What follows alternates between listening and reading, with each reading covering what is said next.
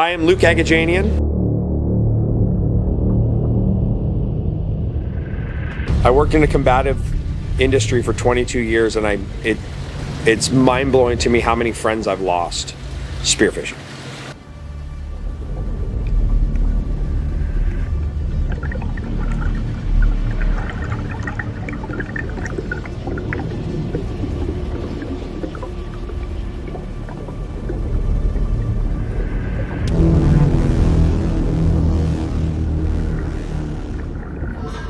I've been spearfishing, geez, I'm 48 years old. I've had a pole spear since I was 15.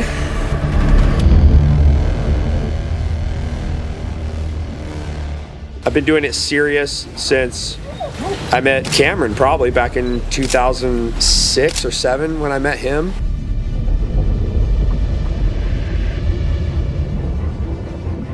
I'm dope and I do dope shit. I don't know what else to do, but yeah.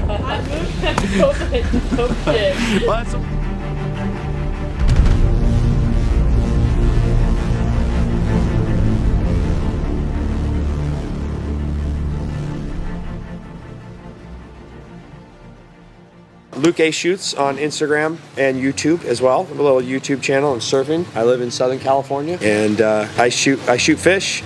I shoot guns a lot.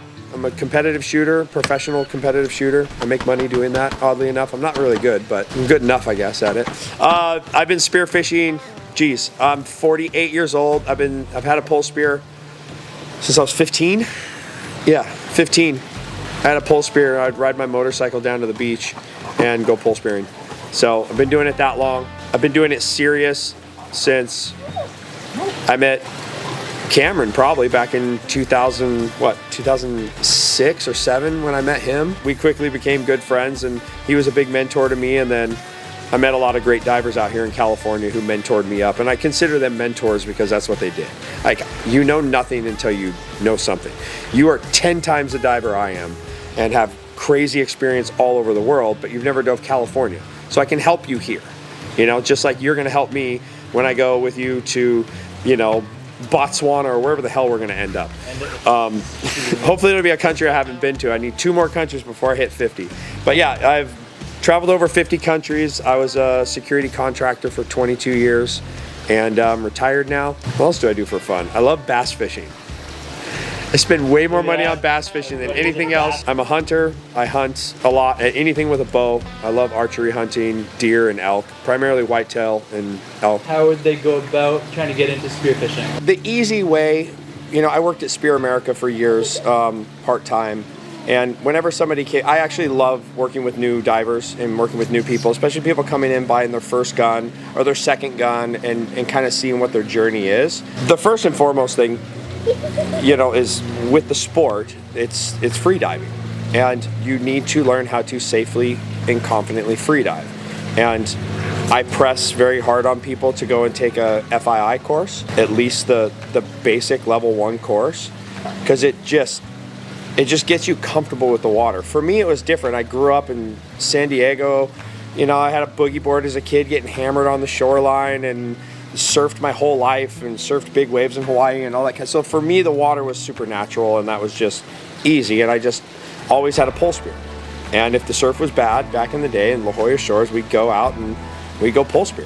And for me, I was always fascinated by calicos. I love hunting calico, and that's usually where I tell people to start, you know. Having said that, if you have the means and you have a boat and things like that, and you know, for a lot of guys, it's like, hey, I'm a rod and reel fisherman, and you know, I'm sick of seeing these yellows swim past me all the time. And it's like, okay, then, like, let's get you a decent little patty setup that's going to be safe. But it all starts with freedive, learning how to safely freedive, and then more importantly, what to happen in an emergency. I worked in a combative industry for 22 years, and it's mind-blowing to me how many friends I've lost spearfishing. It's a very dangerous sport, and you know, we lost one of the best divers in the world, or in California at least, in 8 feet of water while he's lobster diving. It's like, what? Like, the guy's a 100-foot diver. He died in 8 feet of water? Yeah. You know, and some of that is ego and just the stoke and not thinking about, you know, what they're doing and their breath times and stuff like that, or they maybe just didn't know any better, you know. But blows me away how many great divers we've lost. And I think the best way to keep that from happening is to learn, and for the buddies that you dive with to learn what to do. You know, I'm not saying I follow all the FII rules all the time. I sure as heck don't follow the one up, one down, 2 divers at a time thing. I just don't. In California, you tend not to. You know, I used to spearfish by myself for years. I was shore banging it by myself. And then I met Cameron Kirkconnell and became good friends with him, and he started introducing me to divers, and I started making friends here in California. And then I didn't start getting out on boats till I was in my 30s. That's nuts when you think about it. But, and then I just progressed from there because I was always a sponge. But I think learning to free dive first and foremost, then getting the gun and just going out and hunting and shooting fish, but shooting what you eat, what you're gonna eat. Yeah, we'll keep it California. I've dove a lot in Mexico and some other places, but like what I know is California. And for me, my favorite fish to hunt in California by far, 100%, is the Calico bass. And there's just something about hunting calicos, like you can make it really fun. Sometimes it's easy and they swim up and they're like, "Hi, I'm Fred, nice to meet you. You know, how you doing today?" Other times, you know, like the other day I got that fish that I was with you guys that I shot, I got so stoked on that fish because he was at my dive was to 68 when I finally got a shot off on him, but he was sitting in the 50s just off this ledge when I first saw him. And then I dove on him again, but the current messed me up. So then I had to like set my dive up. It's like, okay, I need to come around, get on him, and then he's gonna be right here, and he's probably gonna bolt out from his ledge. So I'd need to be here to make that shot and not hit a rock, because I'm shooting a, you know, Coatsman 130 double roller. You know, it's like I don't want to like blast the tip into the rock, but I love that kind of hunting. Like for me, it's still my favorite fish to hunt. There's nothing like pole spearing calico. Like there's just something to it that's just really fun. And yeah, sometimes it's easy. I'm not saying nobody can do it, but it can be hard too. And shooting big ones consistently is not easy. Like last week I was out with Richie Balta, you know, you saw the trip, the best trip of the season. We had so much fun hunting calicos, and that savage shot 3 calicos all over 8 pounds within an hour. That doesn't just happen. You have to be good to be able to do that. And it's because, you know, he knows what he's doing and he's very experienced doing it. So it's my favorite fish in the area to hunt, and it's what I encourage a lot of people to start off hunting, is the reef hunting for those fish. And the crazy thing in California is you might be in 10, 15 feet of water and you also might see a 60-pound fish swim by and get a chance to put a shaft in it. White sea bass is such a tough one because I know so many guys that are always really successful at it. Some guys that dive, you know, more than most. Some guys that don't dive a lot at all. You know, there are individuals who just seem to have this knack for finding them. And, you know, I'll go back to Richie. He's just one of those guys that like, he can read things and he can go like, nope, it's not on right now. Or, oh, it's on right now. A lot of that, for me, at least diving the island and diving locally here, back in the day when I was shore banging, it was like, there's kelp, go. And sometimes you get out there, you can't see the tip of your spear. When I shot my first white sea bass, I was on this little, it was a Rife Knuckle Oi. I thought I was just straight blue watering with that gun. I loved that gun. I had that gun with a reel and I just was reef hunting, and this sea bass came by and I was like, no way, it's one of those. Dunk, you know, and it's the smallest sea bass I've ever shot. It was the best tasting sea bass I've ever shot. It was the most stoke I've ever had. It ran, it took all my reel line. I just didn't, you know, I was just yard sailing it everywhere. But it's finding them. There's a lot of people that believe in all the noise and the quietness and all those kinds of things. And I can't negate that because they're successful divers. I'm just saying I haven't had that problem. I've had friends yell at me from across the kelp bed. I got one, and I start swimming to them, and then I shoot one. You know, so I've had boats zoom me in the kelp. I've had whales, you know, I told you about the gray whale that I shot a sea bass like 10 minutes after that. You know, come through the kelp bed at barn kelp and, you know, almost kill me. So, you know, while I believe, yes, they're ghosts, yes, they spook, they're not stupid, they don't swim into you. Number one, like the second you see them, you need to be ready to shoot them. I think the most important part is just always being ready. And it's the little things that you need to refine and find in your hunting. And I think you can do that hunting calico, where you need to be ready all the time. So when I'm hunting, I'm always very focused, I'm very relaxed. The reason I love spearfishing is there's no cell phones, nobody can talk to me, I can't hear anything, and I'm just in the moment all the time. My gun is always at the ready, and I'm shooting a gun that I'm very comfortable with, I've spent time with, I trust the rigging, and I'm ready to take those shots when they matter. But it's a reactive thing for me. You know, I don't always get the, sometimes I can see him, take my time real quick, but like, for me at least, every time I take my time, bam, they're gone, you know? So for me, it's like, there it is, shoot the fish. And I'm the same way with everything I shoot. You know, if you watch videos of me shooting bluefin tuna or yellowfin or whatever, I don't track fish. I see the fish, I punch the gun, I shoot my shot, you know? And I can't find a video where I'm sitting there aiming for a long time. Except on, honestly, long shots on Calico or this last trip in Mexico where I had to take some longer shots because it's just the way Cabrilla are. They weren't stupid, you know, which made them that's kind of my new fish. Nothing beats wahoo for me. Wahoo hunting is my favorite hunting, and that's a blue water thing, but we'll get to that later. It's what I enjoy about sea bass, and as far as conditions go, I've shot them in all conditions. I've shot them in no current, I've shot them in current. But genuinely what I'm looking for is current, the right type of bait, how the current is hitting the kelp. That all matters. And that comes from getting out there in certain spots and making the mistakes. Like, oh, I saw them here. Why did I see them here? I'm always thinking about that. And I'm like that in any sport I do. Like, whatever happened to me, why did it happen? And it's the way it is with white sea bass. You've seen it already. You know, like, okay, why did I see yellowtail right now? Why were they on the bottom and not the top? Why were they here and not there? Be good. Please be nice. Oh, this is my beast arrow. It's a good boy. Well, for me, personally, if I can dive the island for yellowtail, that's what I want to do. If I can, that's where I want to go. Because for me, that's what I really love doing. That's what I enjoy doing. I enjoy diving the island because of the variety of fish I have to dive there. And yellowtail are just one of those fish.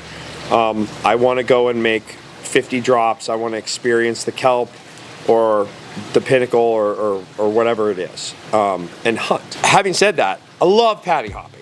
Like, it's cool. It's just not my thing. Like, it's not something I'm like, I want to go paddy hopping today, you know? I'm not like just stoked to go do that. Usually the paddy hopping I do is a byproduct of hunting for tuna. So I'm out in the open ocean already, blue water hunting, and I come across a good paddy. Yeah, dude, let's go get some hamachi.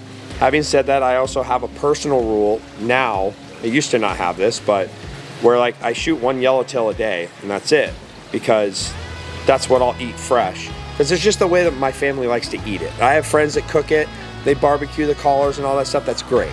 My family likes, my wife, I should say, likes sushi, okay? She wants that thing fresh.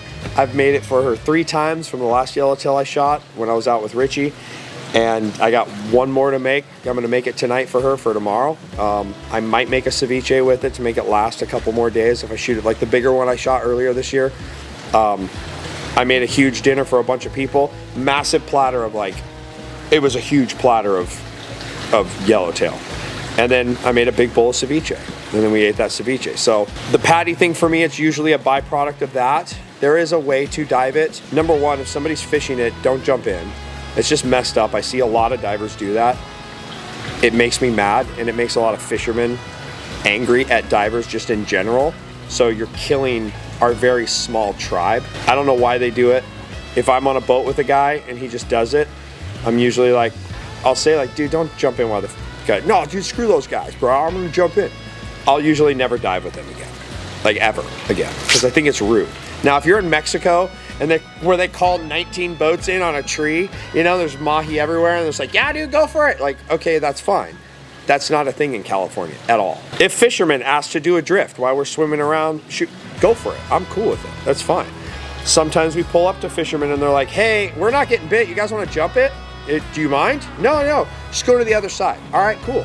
And we'll jump in on the other side, and I won't even approach that paddy until they move off. But paddy hopping's different. They act different. They're a little dumber. For the most part, you'll get that chance. And like I told you today, usually your first chance is your best chance. You can shoot them from the surface. I've done it.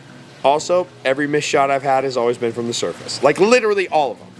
So I've missed some amazing fish from very close from the surface. Maybe I suck at it, maybe you rule at it, cool bro. But for me, it's not a thing I can do real well, and it's not something I try to do. You know, I do have some tips and tricks, and the main thing is don't crowd the patty, stay off of it a bit, give it some space, give it room, and let it happen. I thought the way Grace did it today when we went back on that fish, she had shot a fish off the patty, we knew there was a second fish there, we pulled off, went to another patty, you and Chase shot a fish, and then it's like, let's go back to it. And I thought the way Grace worked the patty from the outside, diving underneath and over to the other side of it, things like that, like it gave her opportunities to see that second fish, you know. So I thought the way she worked that patty was great. But you don't swim straight to it, you stay off it a bit, slowly swim in. If you have two divers, split apart. The further away you get from each other, the better. Opportunities, communicate if you see them. That's the way I like to dive it. As far as at the island, man, or on pinnacles, it's like, it's really, for me, it's always a thermocline thing. I'm always looking for that tent break, and that tends to be where I see them the most. Whether it's in 30 feet of water and the thermocline's on the bottom, or like the one I shot last week, both the Seabass and that Yellowtail were at the bottom, where I was going down and doing the aspetto espetieux. I feel like they probably, is it French, Italian, what is that? It's Italian. It's aspetto! Aspetto and aguado. And aguato! I don't know the difference between the two, it's just something I'll do. But I'd go down there, make a little noise. They're very curious. It's something I love about Yellowtail. You can like call them. And some Yellowtail like a band strum. They like to be played in a little song. Some like a grunt, some like nothing. Just depends the area, how much they've been dove. Like I think those fish that we were on that day, they weren't responding to any of that. And I think it's because they had 5 divers in on them, you know, down at the other high spot, like Getting shot at all day. getting shot at all day. And, you know, so they were just shy and didn't want to come close. And, you know, for me, that comes down to equipment too. Like, I like to carry the biggest gun I can, you know, for the island. If it's really clear, I want my bigger gun. If it's a little dirtier, I'll take my 110. Some of the biggest Yellowtail I shot were the longest shots I've had. And then sometimes they swim up to you on a patty, and the biggest Yellowtail I've ever personally seen shot actually weighed, gutted, it was 48 pounds. You know, was like a different animal. And that was on a patty from me to you, nothing shot with my rifle, Euro 130. And he swam right up to me. I was like, hi, I'm Chris, you know? And my buddy who shot him was like, the bigger one is behind him. I'm like, there's a bigger, like, we're like, there's a bigger one? Like, where's the bigger one? I back in the water like a tadpole. I was like, goodbye. But, you know, yeah, they're a curious fish. I believe the water needs to be clear to hunt them. I've never shot a Yellowtail I chased, ever. You have to let them come to you. You know, maybe a couple kicks to close the distance, but, you know, or if I'm resting on the bottom, maybe I'll just do if I'm grabbing onto something, I'll usually wedge my hand into something for me, or grab a kelp or whatever. A little push out to extend out to it slowly is something I do, but for the most part, I'm never kicking after them. And sure, people can do it, and I have done it, but I've shot hundreds of Yellowtail, and I never shot one I chased. And I've seen a lot of missed shots on Yellowtail people chased. And I think that's kind of the case with a lot of the fish here in this area. The mahi, you can chase mahi, they're pretty dumb. But I think they're a curious animal. That's why I think viz matters. The better the viz is, they see you. They're seeing you before you see them, for sure. And they want to come say hi, and they will. Well, I mean, first and foremost, like, the rod and reel guys have it dialed. Like, they're so dialed into where they are, what they're doing. I truly believe that what makes a good bluefin hunter is a person with a good bluefin captain. If you don't have the captain putting you in the right spot every time, you're just swimming in the ocean. And I think there's levels to that. The best, by far, bluefin captain I've ever seen with a spear fisherman is, you know, Max from Mad Max. Like, I've never seen anything like it. Having said that, people who are experienced fishermen, like, they can pick up on it and they can figure it out. I was with Cameron Kirkconnell when he shot his huge bluefin here, 238 pound, gilled and gutted. It's one of the biggest bluefin I've ever seen shot. And the jerk shows up out here. We already got this thing going, figuring it out. It was the first year when nobody was doing it. The only guys doing it was really Richie Balta and Scotty Bloomer, and then myself and Ryan Dool. What year was that? 2013 or 14, I think. And Cam showed up, got a guy to take him out on a Spearfisher, and he single-handedly was like captaining the boat whilst diving the boat. And just the knowledge that guy has, the way he can read the water.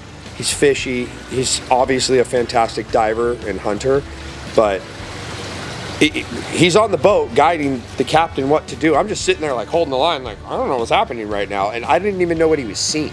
He's like, here they come.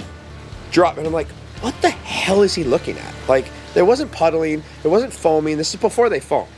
They didn't foam the first 2 years. And he just jumps in and I throw his line out and his floats, and you know, he takes this dive that scared me because he was down so long, and he comes up and his float just goes shh, go, and the float's gone. He's not even up yet, and he pops up and he's like, breathes a second, and he goes, that's what we're looking for, boys. I'm like, I don't even know what he saw there and how he saw it, but that was that big fish. I was lucky enough to know him, to learn from him on yellowfin, so I had the equipment, I had the gear to do it, and I'd landed and shot big fish at that point. But learning how to hunt them and captain a boat on them was it's just trial and error. The first year they were puddling, and we'd park 100 yards off of them and turn the boat off, send the diver in the water. The diver would swim 100 yards at a, you know, relaxed, moderate pace, and then would come up on those puddlers.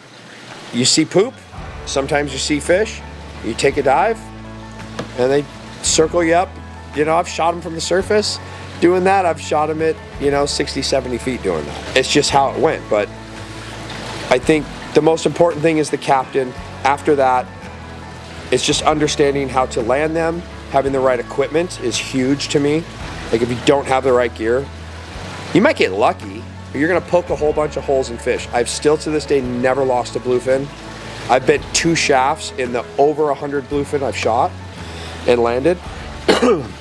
I've only bent 2 shafts, and I think that's because of the equipment I have and the gear I had, and then how the guys I had around me that taught me how to land those fish. You know, I'm sure you see it with doggy guys all the time. They just start yard selling things and forgetting about things and putting 3, 4, 5 shafts in a fish before putting it over the boat. It's like, it's not that difficult, you know. You get one good shot. If it's good enough to hold them up to you, for me, you put a shot through the gills, not a stone shot. You shoot them through the gills. Sometimes you get the stone from that, but at least if I hit them in the gills, they're hurt and they're going to die. And the only time I've taken a second shot was on a really bad low rear belly shot, and I went down to kill the fish, and I was like, I don't like that. And I had the gun that I felt confident and the shaft I felt confident putting a second shot in, so I put a shot through the gills. The fish took a big old run. I was able to, you know, horse the fish up, but it also wasn't a cow. It was a smaller fish. Yeah, it's the equipment, man. It's and then just time doing it, being able to relax and stay calm after the shot's taken. That's where I see guys kook out and mess up. It's after the shot's been taken. Usually, if they're kooking out before the shot's taken, they're gonna miss the shot. They're either gonna fish is too far away, or they're trying to track or something like that, and they just don't have that experience or the equipment to put a shaft in it. I've also seen guys that had no business shooting tuna shoot tuna with a gun that shouldn't have shot a tuna, and I've seen them land it. I'll also usually call BS and be like, how many did you put a hole in before you landed it? You know, I don't think it's ethical to shoot I believe that tuna demands the respect of the equipment and the money spent and the time. Saying you did it with a less, you know, I shot one with my 110 reel gun. I don't think that's cool. Like, you can brag about it all day, but it holds no respect for me. It's like shooting a grizzly bear with a 5.56. Sure, you could do it, but it's not ethical. And it's not a good way to kill a fish, and you might get lucky, but you probably won't. Nowadays, I've had some crazy experiences out there. I've almost died multiple times hunting tuna. I've been dragged down to 60 feet. I've grabbed a guy after he knocked himself out with his tuna gun and pulled him up, you know, from 40 some odd feet. I've seen a lot of bad things happen, and, you know, sure, you can do it. And there were some years that we've had where like everybody and their mother was shooting tuna because it was just not hard to do. They were just dumb, swimming up to you, and if you had the right gear, you know, you'd put that shot in them and land them. But I can still tell the experienced guys and the guys who are regularly getting them, the one thing they all have in common is they relax. They're always relaxed. They know exactly what needs to be done. They're managing their gear. They're not yelling at each other. Nobody's yelling orders at somebody else. It's a very kind of like, you know, very easy and simple thing. It is what it is. I've shot them on a reel before. You know, I thought it was a 40, 50 pound tuna, and the second the shaft hit it, I was like, uh-oh. And I can tell you, don't ever do it. It's stupid. I thought it was a smaller fish. It wasn't. But I had the right gun. I had an 8mm double flopper shaft, 3-band gun. You know, I thought I could take a 50 pounder. It wasn't. It was a 140 pounder. And luckily I hurt him really bad. And he only took half my reel line. But even then, I couldn't freak out. It's like, okay, let's get the fish landed, get the gun behind me, get the line behind me, down current, and let me slowly bring this fish up. And that's exactly what I did. You know, so it can be done, but don't do it. It's stupid. Us California divers, we have a lot of ego, and I think this sport's too dangerous to have an ego. It's the biggest thing I've seen, like in combat, was like guys that had ego were the first ones to cower and mess up, you know. And I think it's the same thing with spearfishing. You can be confident, but having that ego, or like, oh, I can just do it with this or just do it with that, it's like, no, just have the right gear, have the right equipment. It's very simple. And take your time and land the fish. Call it. All right, let's see. Thank you for your time. Of course. That was sick.